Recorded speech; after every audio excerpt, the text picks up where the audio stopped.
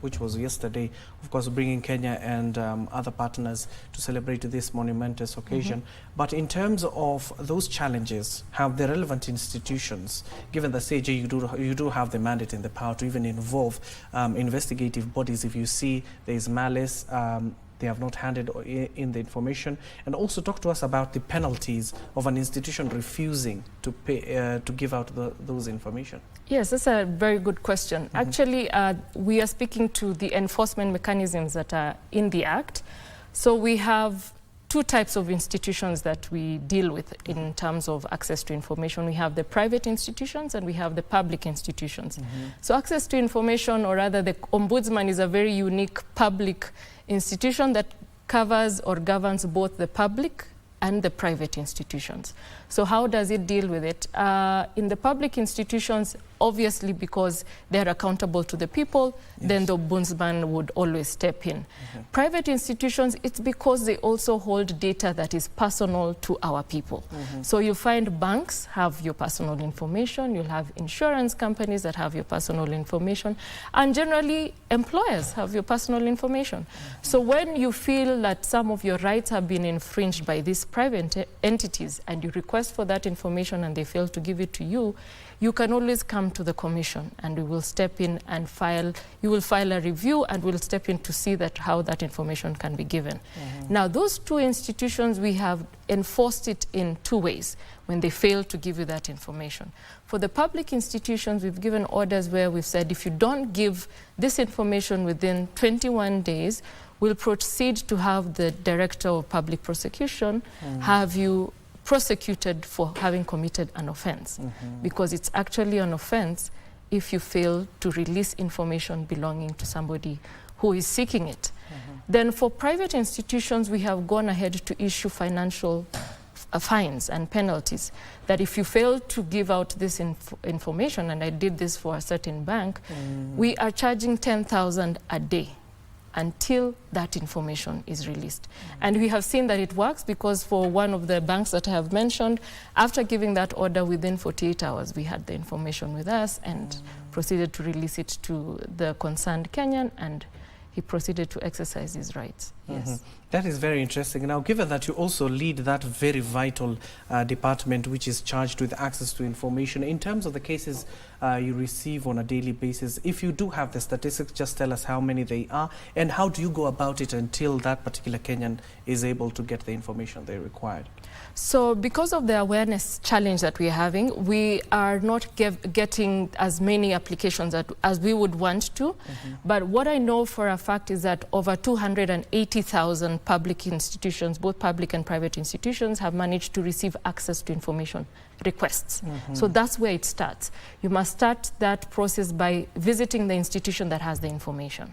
If that institution does not give you that information within 21 days, you now come to the Commission by way of review, reviewing the decision of that institution to fail to give you that decision. That information, sorry. So if they don't give you that information, you come to us within 21 days, and you must do so before the lapse of 30 days from the date they failed to do so. When you come to us, you can always write an email to the complaint@ombudsman.go.ke. You can visit our offices, which are located in Westlands, West and Towers in Nairobi. We are also in 8 regions. We are in Makueni, Kisumu, Mombasa, Isiolo, Garissa, Eldoret, and I think Nyahururu and Meru. So those are the areas we're in. We have offices in those regions. You can just go in and request for information from the officers who are there. Then you can also visit our Huduma centers. We are in 8 Huduma centers where we have CAG officers who have a desk and are willing to receive information such as those requests there. Then we are in 22 Huduma desks where we are sharing those services with other public institutions. So you can just visit any officer within the Huduma regions that have the officers who are assigned to CAG activities, and they'll assist you to know how to place that request for information.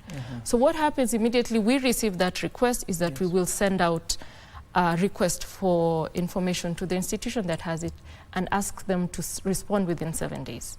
If they don't respond within 7 days, it will lead to either summons or an order that if you do not release this information with this number of days, then what will follow thereafter is we will recommend you be arrested or prosecuted, or a fine will be issued against you. So it's a very short process because of the obvious reason that when you're requesting for information, it's a very tight, time-bound process. So the earlier you get the information, the better it is for you. And the longer it delays in giving you the information, the more useless it will end up being by the time you're getting the information. So that essentially is a process. Then after the information is given or the order is given against the institution, then the person who requested for that information, whom we usually refer to as the applicant when they come to the Ombudsman, they can always go to the High Court to enforce it. So when they go to the High Court to enforce it, then the consequences that you'll find contempt proceedings also following after that, or you have this person summoned in court and issues like that. So that is the process. But you see, there is a problem here. We do have an act that guides access to information. Why has it been so hard in implementing it? Well, it's been hard to implement it because of various reasons. Because as I've mentioned, first of all, is the awareness issue. That even though we have the proper legislation that is there that shows how institutions are supposed to process and give out this information, the Kenyan people they've not managed to exercise that right as effectively as you could imagine. So, and then the other issue is that we're also having capacity building issues with touching on some of our public officers, but the Ombudsman is working very hard to ensure that most of our public officers are aware of the process in which information is supposed to be released to the Kenyan people. But also because it's also a new area of law, I must say, because I've also noticed some of our advocates are not familiar with the process. And if you see advocates are having challenges with how to request for information, then generally the Kenyan people also would not be well versed with how to address it.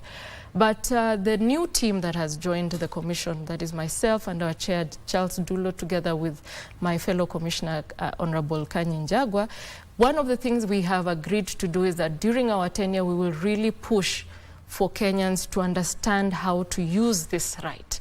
Because this right will enable Kenyans to exercise their civic duty to engage with the government with the right information. Because the failure to have the right information, or any information for that matter, creates a room for disinformation and misinformation. And therefore you'll find Kenyans discussing issues that actually don't exist, or debating about matters that do not exist within the public sector.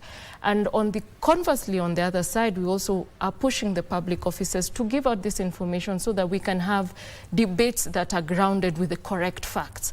Because their failure to release this information also creates a room for mystery and opaqueness, and when that happens, there's a lot of mistrust between the Kenyan people and the government. So if we could bridge this gap, then it would be a benefit for both the government, where they'll have the trust issues embedded within the Kenyan people, and for the Kenyan people to know what their government is doing. So it's important for both sides to understand how they can exercise and utilize this right. And it's very interesting you're talking about in terms of that mistrust that is there between the governed and the people who are ruling them. Correct. In terms of boosting that through this access to information and ensure that there's transparency and governance, what needs to be done to ensure that next time we do not see what happened in the country last year and early this year? What needs to be done is that public institutions and public officers who are charged with the responsibility of holding these offices on behalf of the Kenyan people need to release that information. It's unfortunate that some institutions that I do not wish to mention have received our requests for information and just sit on them. They don't respond. And their failure to respond creates a lot of, questions on their part as to whether they are serving Kenyans in good faith. So the ball actually will fall on those leaders who have been charged with the responsibility of serving Kenyans in a manner that is considered transparent and accountable. I am grateful to institutions and people who have always requested for information for purposes of knowing what the government is doing and actually publishing that information for everyone else to understand what the government is doing. Because those ones are the ones who are actually giving the correct picture of the things as they are on the ground. But you will see quite a few officers within the government are reluctant to give out this information for reasons that are known to them. But for us, we do not understand why they would hold back information that we also consider not to be limited, because I want to take you back a bit. Under the Access to Information law, not every information is to be released to the public for obvious reasons. And I'd mentioned yesterday, some of them would touch on the security of the country as a whole. Some of it would also affect our economy. So you do not release certain information to the public because it will pose a threat to our stability as a Kenyan people. But there's information touching on programs and activities that you're conducting as a government institution. It is important that you relay that information as quickly as possible, especially if you get a request for information coming from the Ombudsman's office, because you see, the Ombudsman's office is a bridge between the Kenyan people and these public institutions. And the more you give out this information, the more the Kenyan people will have trust in your leadership. So the ball is really on their court as the leaders who are serving us in this country. And to build trust in the Ombudsman's office, why not name and shame those institutions that are not allowing your office or Kenyans as well to access those information? Actually, we do. We do. If you followed our social media platforms, which is where we always publish the orders that we've given. Like most recently, it was against the Mandera County. We issued an order against them. We're about to also issue an order against a very senior public institution and public officer, for that matter, for failure to respond to our request for information. There's also the issue we had with the Judicial Service the other day, which was also arising on the issue of failure to release information surrounding investigations and hearings around discipline of judges and magistrates. And we are still having conversations around that with the Judicial Service Commission, and I hope we will be able to finalize that issue, because it will also be important for institutions and constitutional commissions, for that matter, to also look like they are accountable to the Kenyan people. And that's why they need to keep on giving out this information every time there's a request for this information. We also had the issue with the pensions department, where we asked them to give us a report on how far they have gone in resolving a lot of complaints that we had received against them. And I'm pleased to note that quite a number of the complaints have been addressed and pension payments made. We'll just look at a few issues where we are still trying to get in touch with our complainants, because that's also another issue that we also face on the other end in terms of the Ombudsman's office.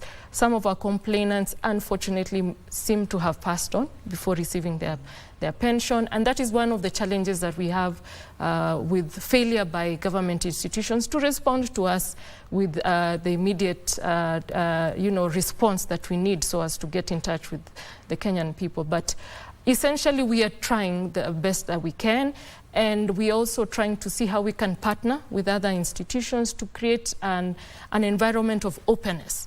And there's a program that is currently running in the country. I don't know whether you're aware of it. It's called the Open Governance Partnership, where the Ombudsman is part of it, whereby we will assess the state of openness of all public institutions. This is an activity we are going to carry out with the Ombudsman's office and in support of some of the donor partners that we have around. And we'll come up with a report that will show how open are institutions in as far as giving out information. And it will not be limited to the government institutions alone. I've mentioned we'll also look at some of the private institutions. And then we will definitely try and see who is going to go in that list, so that we can show them where they need to improve and what they need to do to make themselves more transparent and accountable to the Kenyan people. Yes. And going back to our initial conversations that we're having, in terms of the current era we're in a digital era. We're battling, you said, misinformation, disinformation. So in terms of ensuring we bridge the gap of access to information that does not misinform the public on social media, what steps have you taken to ensure that doesn't happen? It's a very good question. In fact, it is one of the issues that we were discussing with the chief guest yesterday, who was the principal secretary in the ICT and Digital Economy Department of the Ministry of ICT.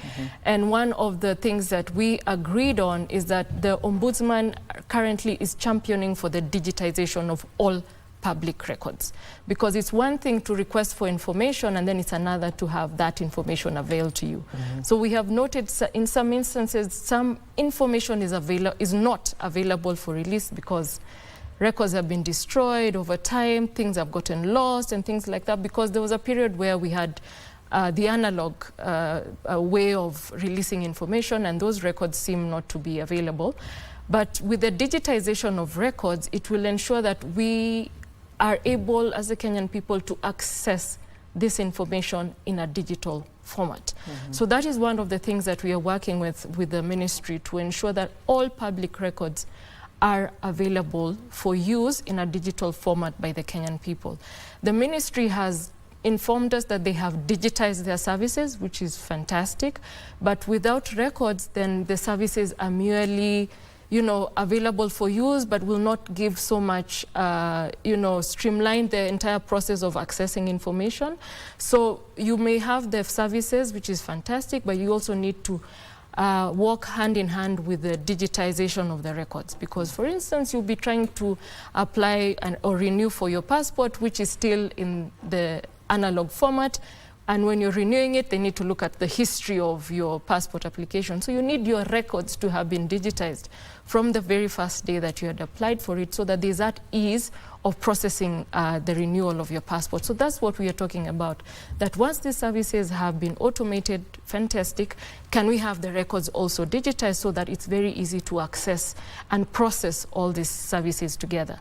Then the ministry has also given us an assurance that they're going to develop AI tools that will enable the Kenyan people to access information that will have been digitized.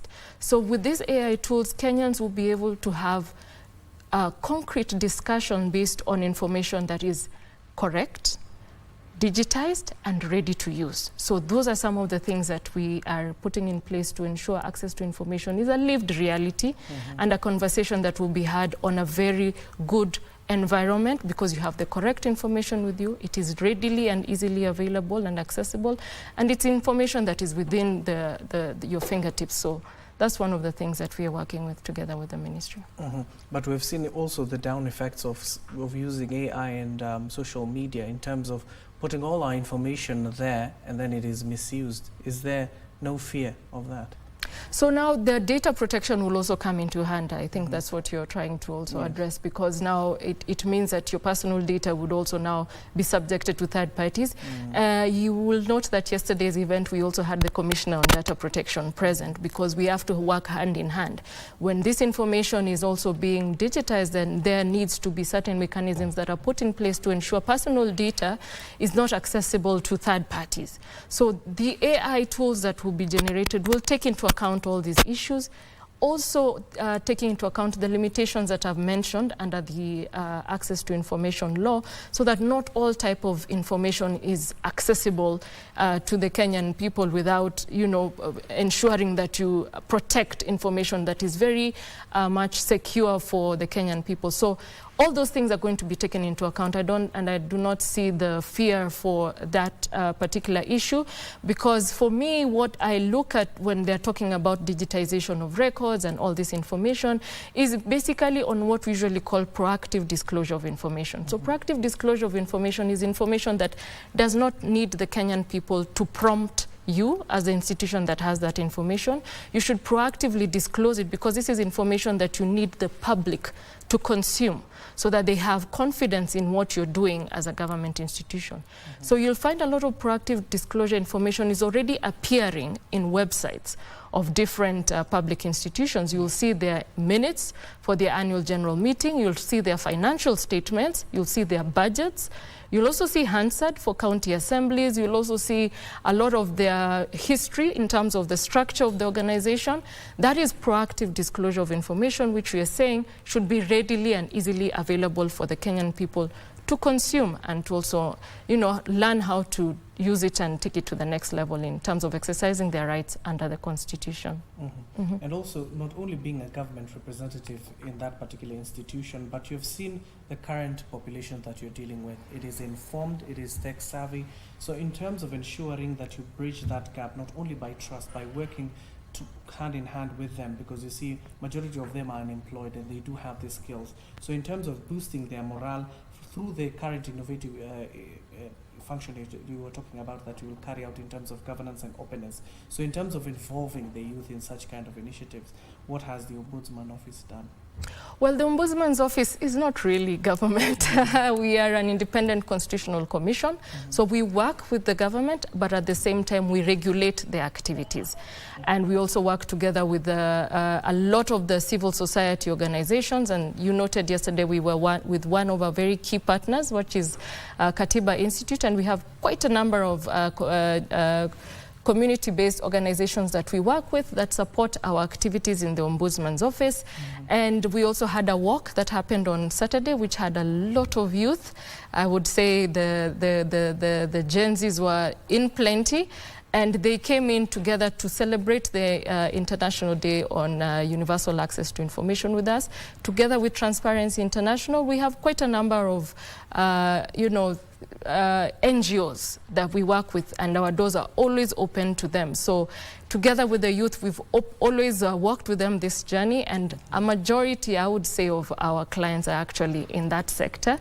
And we have worked with them to try and ensure that most of the articles of the Constitution that are within the mandate of the Commission are promoted and enforced. So we continue to work with them. Also, yesterday you talked passionately about whistleblowers. We do know how integral they have been, not only to the various institutions they work under, but for the country at large, where they see corruption, they see misuse of power. So in terms of ensuring that we have reinforced whistleblowers so that we can motivate many others to come out, of course, secretly, to tell us what is not happening in those institutions. So what were you calling for? Is there no protection for these whistleblowers, or there is need for people to know who whistleblowers are? So I would not speak to whether there's a protection or not, but because there's a witness protection agency that is there, and they are best placed to tell us how that is going on for them. But there's a whistleblower bill that is to structure the whole process of protecting whistleblowers. So with the whistleblower bill, if it is passed and made into law, the Commission on Administrative Justice is mandated to receive the information from the whistleblower under that proposed bill, and then after that they will send the whistleblowers to the protection agency, because obviously we would not have the capacity to do that. But the intention of me speaking to it is that there is need to have a structure of protecting whistleblowers, because if we don't do so, we end up not having these whistleblowers coming out to give us this information for purposes of us as the Ombudsman to investigate them. There's a fear that if I come out to speak, then my life is at risk, my family is at risk, and my job is at risk. So by passing the whistleblowers bill, it will mean that there's more confidence in an institution that will ensure this person's identity is protected from the day they come with the information until the matter is investigated and resolved. So essentially what we are pushing for is for a structured way of protecting the whistleblowers. If we put those structures in place by way of legislation, then whistleblowers will feel at ease to come to the Ombudsman's office and give us the information that we will need for purposes of, promoting articles of the Constitution on administrative justice as well as access to information. And of course, if you're just joining us, we're conversing matters to do with the International Day of Universal Access to Information. Talk to us on our social media platforms in terms of, have you received those informations when you have visited those public institutions? Talk to us on our social media platforms at KBC Channel 1. Of course, I'll be sampling some of your views and comments to the Vice Chancellor. Of course, this Vice Chair, apologies for that. Okay. Of course, this year's commemoration of the International Day of Universal Access to Information reinforced the need for both government entities and private sector to embrace the openness bridge the communication divide amid increasing demand for information.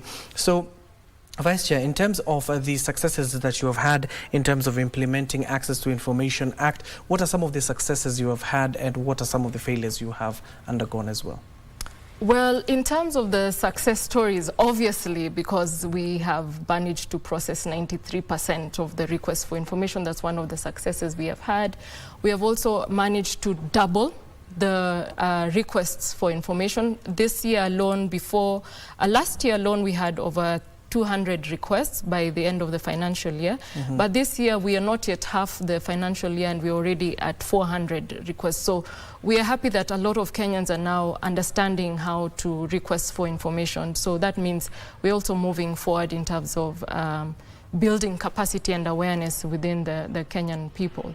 Another success story that I must mention is what I am talking. We had just mentioned on the State of Openness report, because that's one of the things that we have managed to get partners to develop the tools. And as I have told you, in the near future, we'll have the very first State of Openness report. So it's one of the things that we are very proud of in matters access to information, that we'll be able to showcase to the Kenyan people how open is your government, and we'll be able to also point out areas that need refinement and which institutions need a lot of support. In terms of the challenges, obviously we have the challenge, as you mentioned, of the whistleblower bill. A lot of whistleblowers, I would say, would want to come to the Ombudsman's office, but the protection is not there in terms of structure, in terms of the gap in legislation. So that's one of the challenges that we have. We have a challenge, the big challenge is on awareness. Many Kenyans still don't understand how to request for information and what are the benefits of having this information, and how do I access information when it is denied, and how do I access the Ombudsman's office. So that's also another challenge that we're having, but slowly by slowly we'll be able to deal with it. Then last but not least, we also have issues of capacity building within the government circles. We still have officers who do not understand and appreciate the value of releasing information to the Kenyan people. And I think with time, after these continued discussions around this conversation, they will appreciate the need to disclose this information proactively, so that you don't find yourselves always on the receiving end. And I do not want to mention one of the institutions, but I would tell you, as we were doing our visits across the country, we got to understand a lot of information is within the hospitals about SHA. Both the private and the public hospitals have a lot of information about SHA, together with the challenges and the advantages. But unfortunately, I do not think that we speak of the advantages of SHA as often as we should. And I think, unfortunately, the institution also charged with that responsibility of giving out this information to the Kenyan people is not coming out as strong as it should. And we have also received a lot of requests for information to SHA, and we hope that they will respond to us so that that information can be relayed to the Kenyan people, so that they would understand what is going on within their institution, and then we just continue tightening and closing any loopholes where would feel issues of corruption, maladministration are for purposes of the Kenyan people enjoying the services that they are entitled to.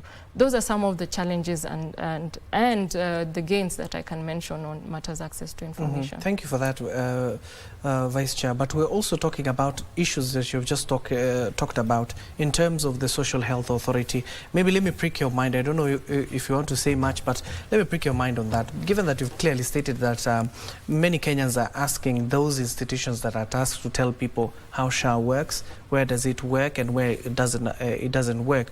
But we even heard from the Principal Secretary of Public Health, that is Mary Muthoni, clearly stating that you cannot go to the level higher hospitals without first passing through the first stage of the hospital, so that you can go to the second all the way to level 4. So in terms of bridging that particular gap and ensuring not only the workers who work in those particular institutions, but the government institutions in the health ministry are supposed to tell those institutions to inform the Kenyans reliably, so that they do not have a misinformation about SHA. So what are you looking to do about it? Because you clearly stated that you visited them and you're currently assessing them. So what are kind of recommendations, in short, that I'm asking, you will be giving?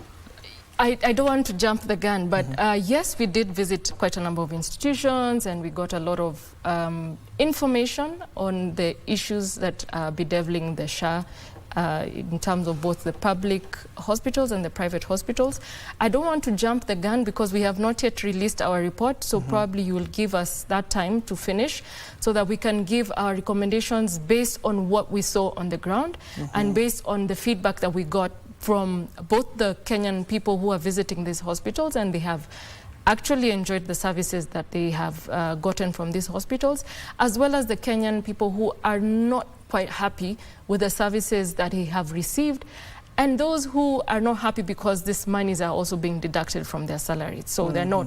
So it's really a whole chain of happy Kenyans and disgruntled Kenyans, and you need to sit down and see how best you can create a mutual playing field or ground for them, so that all Kenyans in general will be happy at the end of the day with what SHA provides.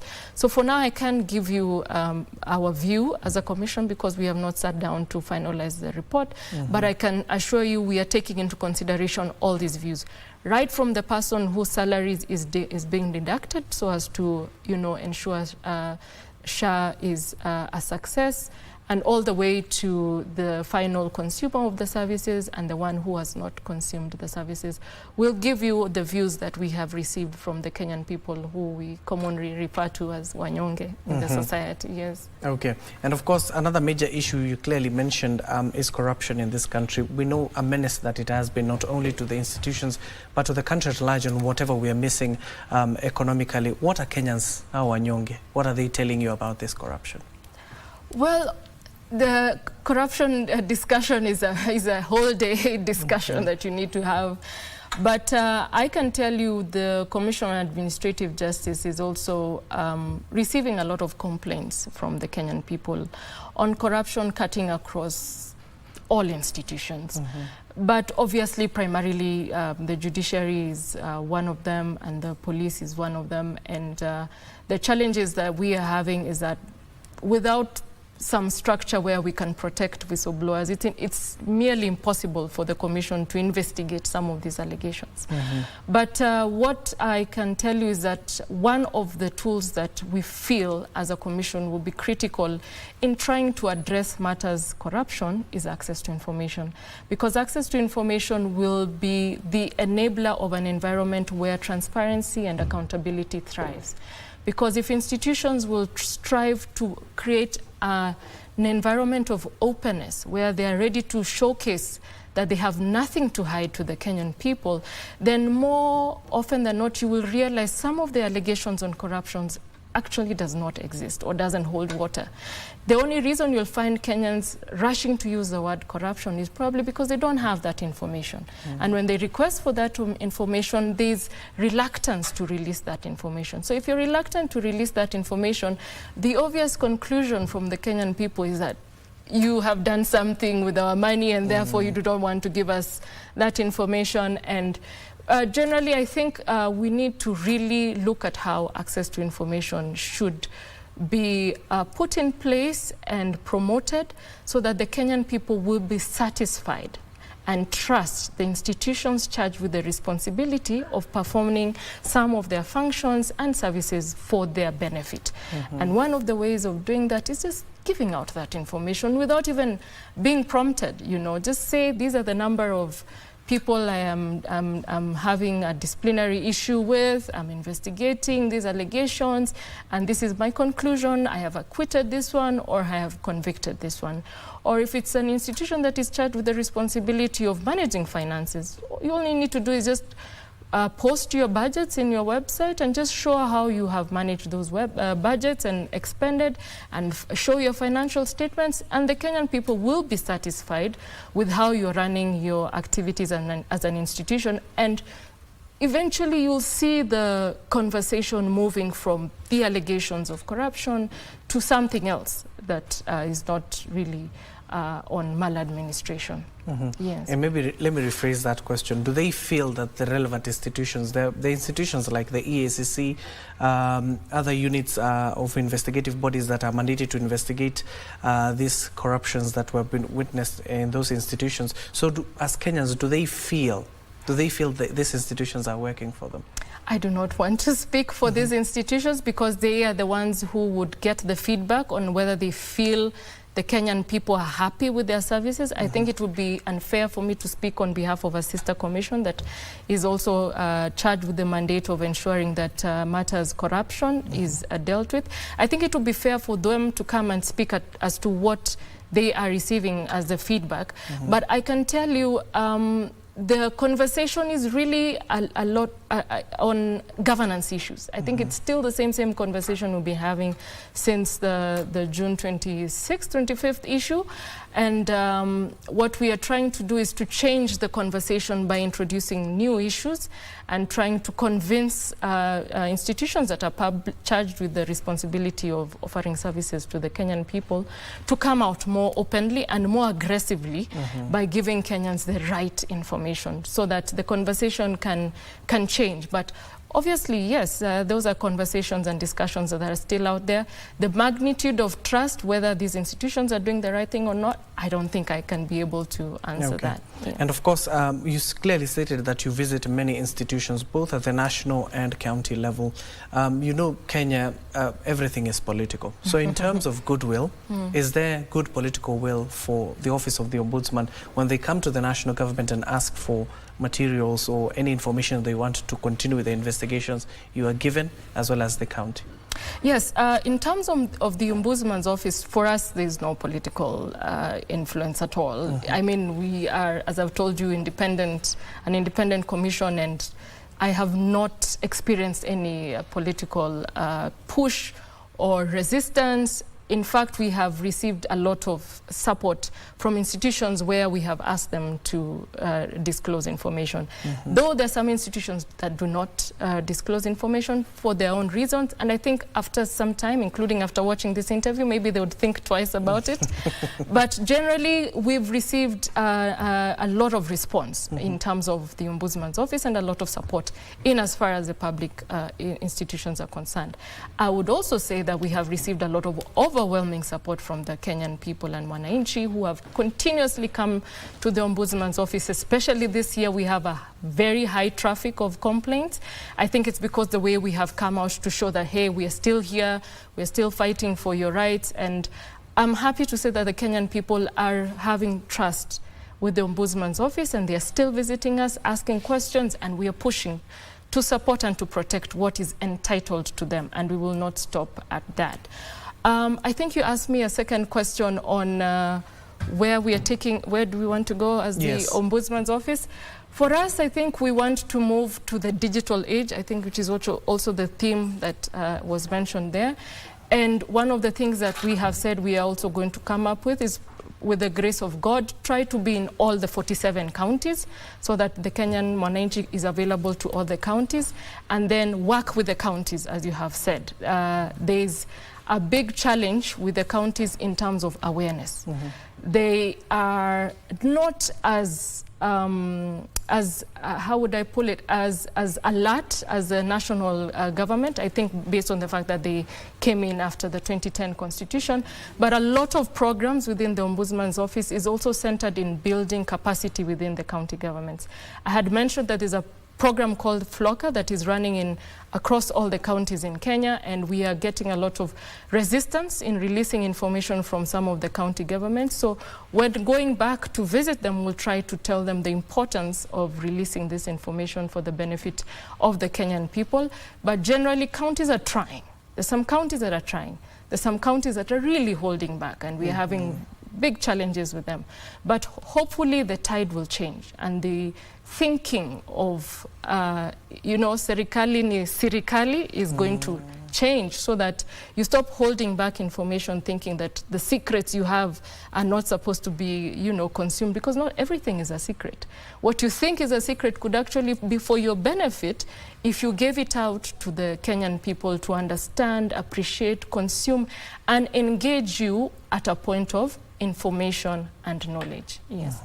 And maybe going forward, not only as an institution, but as a country, where do you think we're headed in terms of ensuring that there is service delivery? Because every Kenyan is just yearning for service delivery, not only from institutions that are tasked to do so, but from the country at large. So in terms of ensuring that the Office of Ombudsman has boosted this, what would your say be? My say would be I'm really positive. I feel like where we are headed as a country, things are about to change. You can already see a lot of change when it comes to the service delivery, where they've automated over 22,000 services. So I feel like there's a lot of hope for the Kenyan people to access services that are efficient and effective, and services that will also be provided to the Kenyan people that will enable them enjoy their rights under the Constitution. So there's a lot of hope. Do I feel like there's a goodwill? There's goodwill to ensure that the Kenyan people enjoy these services, because I have seen the Ombudsman's office is not receiving a lot of resistance, or we are not receiving a lot of pushback when we request for information or when we are investigating agencies.